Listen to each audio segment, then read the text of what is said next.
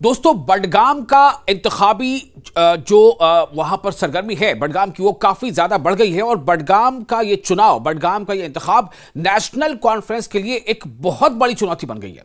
बहुत बड़ी चुनौती इसलिए बन गई है कि आप सोचे जरा कि अगर नेशनल कॉन्फ्रेंस इस सीट पर खुदा न खासा मान लीजिए अगर नतीजे उसके मन मुताबिक नहीं आए तो सोचिए कि क्या होगा, कैसी पशेमानी की बात होगी। क्योंकि नेशनल कॉन्फ्रेंस अभी जो है इख्तिदार में है। नेशनल कॉन्फ्रेंस की ये जीती हुई सीट है और इस सीट पर कोई और नहीं बल्कि खुद उमर अब्दुल्ला ने जीत हासिल की है। लेकिन आज ये सवाल उठ क्यों रहे हैं? इसलिए उठ रहे हैं कि उमर अब्दुल्ला के खिलाफ एक शिकायत दर्ज कराई गई है इलेक्शन कमीशन में। अब आप सोचें, उमर अब्दुल्ला जो जम्मू कश्मीर के वजीर आला हैं, उनके खिलाफ इलेक्शन कमीशन में शिकायत दर्ज कराई गई है। और शिकायत दर्ज कराई गई है मॉडल कोड ऑफ कंडक्ट के वायोलेशन को लेकर के। किसने शिकायत दर्ज कराई? शिकायत दर्ज कराई है खुद बडगाम असेंबली हल्के यानी में जो बीजेपी के कैंडिडेट हैं, बडगाम चुनाव के लिए जो बीजेपी के कैंडिडेट हैं आगा सैयद मोहसिन, उन्होंने शिकायत दर्ज कराई है। क्यों शिकायत दर्ज कराई है? शिकायत इसलिए दर्ज कराई है कि चीफ मिनिस्टर उमर अब्दुल्ला ने असेंबली सेशन अभी चूंकि जारी है इन दिनों, तो असेंबली में कुछ ऐसी बात कही है जिस पर अपोजिशन लीडर जो है वो बरहम हो गए। और अपोजिशन लीडर का कहना है कि चीफ मिनिस्टर को इतना तो हसास होना ही चाहिए था कि मॉडल कोड ऑफ कंडक्ट लागू है, आचार संहिता लागू है, और ऐसे में उनको इस तरह का बयान नहीं देना चाहिए। वो एक तरह से लॉलीपॉप दिखा रहे हैं बडगाम के लोगों को, और कहीं ना कहीं इसका फायदा नेशनल कॉन्फ्रेंस चुनाव में उठाना चाहती है। इससे पहले कि मैं आपको और आगे तफसील से बताऊं, आप सुने कि चीफ मिनिस्टर उमर अब्दुल्ला ने आखिर क्या कह दिया जिस पर अपोजिशन लीडर इस तरह से बरहम हो गए। सुनिए सीएम उमर ने असेंबली में क्या कहा। हमारा इरादा है इस फाइनेंशियल ईयर में तो नहीं होगा, अगले फाइनेंशियल ईयर के शुरू में हम चाहते हैं कि क्लासेस लगना शुरू हो जाएं और एडमिशन शुरू हो। तो जाहिर सी बात है उसके लिए जो है रेंटेड अकोमोडेशन में हमें काम करना होगा।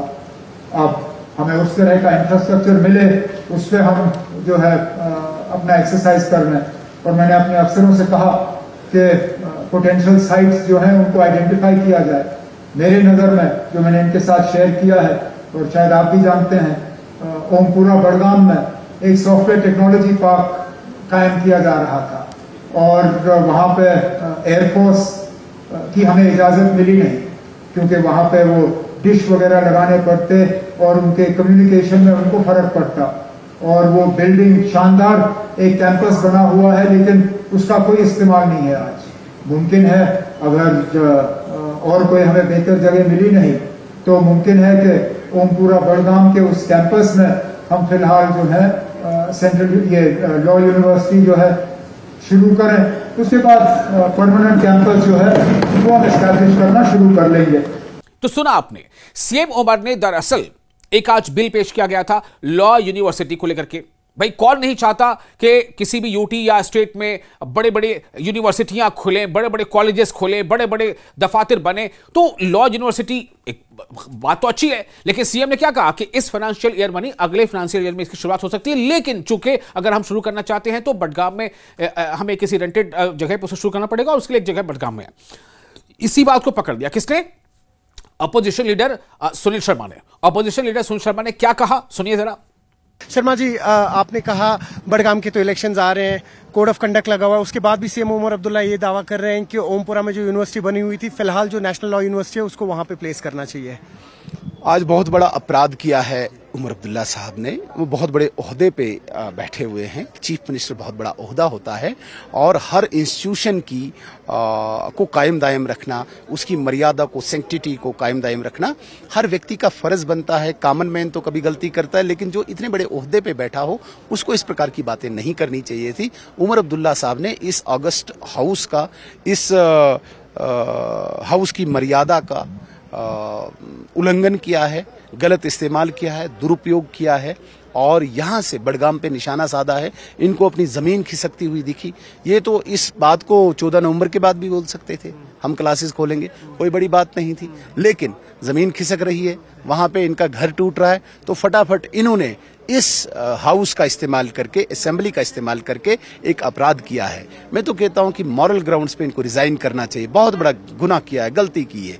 तो सुना आपने, अपोजिशन लीडर सुनील शर्मा ये कह रहे हैं कि दरअसल ये जो ऑगस्ट पोस्ट है, यानी ये जो इतना मतलब ये जो ओहदा है सीएम का, इस ओहदे पर फायज कोई शख्स जो वजीर आला है, उसे तो कानून के बारे में बहुत कुछ बाखबर रहते हुए उसे तो इस पर अमल करना चाहिए। उसे ऐसी कोई बात नहीं करनी चाहिए, इससे ऐसा कोई कदम नहीं उठाना चाहिए जो कहीं ना कहीं खिलाफ वर्जी हो, मॉडल कोड ऑफ कंडक्ट की खिलाफ वर्जी हो। क्योंकि अगर ऐसा होता है तो इसका मतलब यह है कि कहीं ना कहीं बडगाम असेंबली हल्के के लोग इससे मुतासिर हो सकते हैं, इस ऐलान से कि भाई हमारे इस बडगाम के करीब में यूनिवर्सिटी खुलने जा रही है।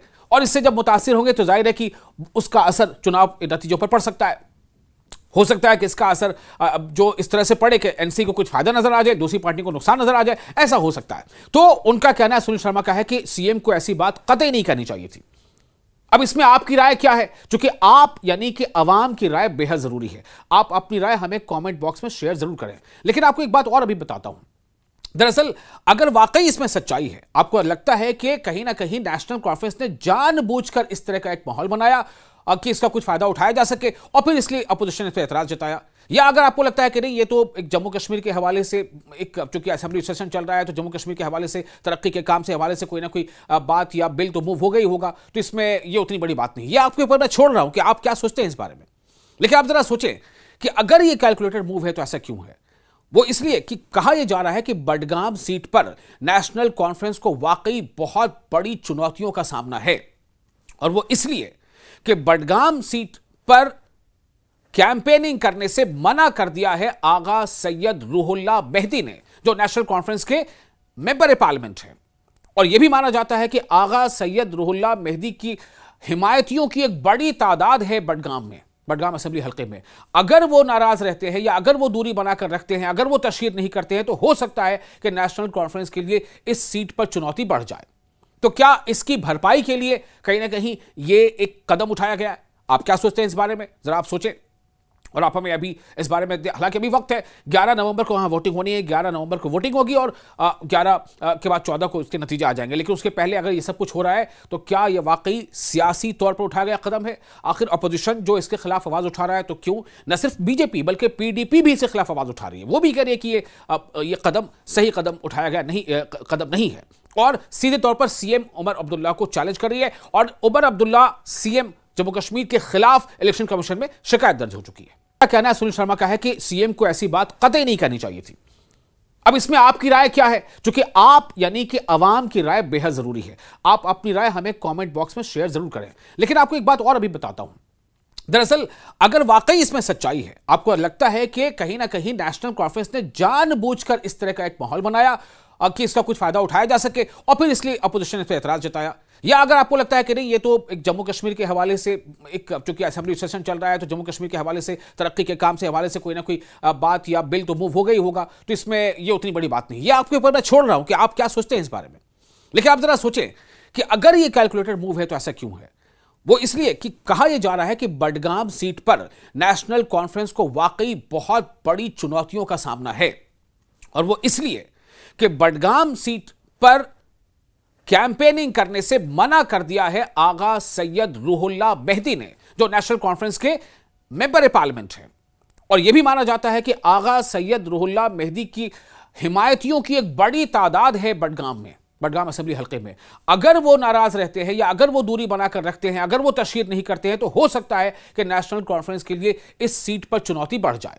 तो क्या इसकी भरपाई के लिए कहीं ना कहीं ये एक कदम उठाया गया है? आप क्या सोचते हैं इस बारे में, जरा आप सोचें और आप हमें अभी इस बारे में, हालांकि अभी वक्त है, 11 नवंबर को वहां वोटिंग होनी है, 11 नवंबर को वोटिंग होगी और 11 के बाद 14 को उसके नतीजे आ जाएंगे। लेकिन उसके पहले अगर ये सब कुछ हो रहा है तो क्या ये वाकई सियासी तौर पर उठाया गया कदम है? आखिर अपोजिशन जो इसके खिलाफ आवाज उठा रहा है, तो क्यों न सिर्फ बीजेपी बल्कि पीडीपी भी इसके खिलाफ आवाज उठा रही है, वो भी कह रही है कि ये कदम सही कदम उठाया गया नहीं, कदम नहीं है। और सीधे तौर पर सीएम उमर अब्दुल्ला को चैलेंज कर रही है और उमर अब्दुल्ला सीएम जम्मू कश्मीर के खिलाफ इलेक्शन कमीशन में शिकायत दर्ज हो चुकी है।